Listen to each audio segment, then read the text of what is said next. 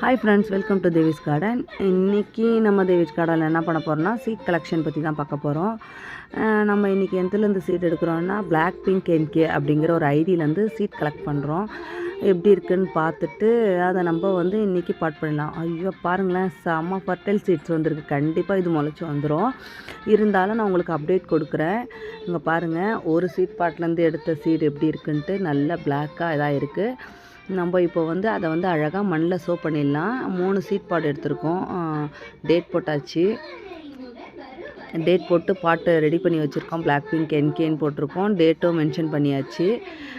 நம்ம இப்போ விதையை சோ பண்ணிவிட்டு அதை வந்து நம்ம வந்து அதுக்கப்புறம் இருக்கிற இதெல்லாம் நான் அப்டேட் கொடுக்குறேன். எப்படி வளருதா வளரலையா அப்படின்னு சொல்லிட்டு.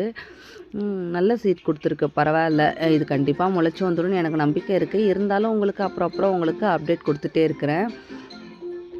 நம்ம வாய்ஸ் ஓவர் போட்டு வீடியோ பண்ணுறதில் நிறைய பேர் கேட்குறீங்க, ஏன் சிஸ் இந்த மாதிரி நிறைய ப்ராப்ளம் இருக்கும்போது நீங்கள் பேர் சொல்லியே போடலாமே, எதுக்கு பயப்படணும் அப்படின்னு சொல்லிட்டு.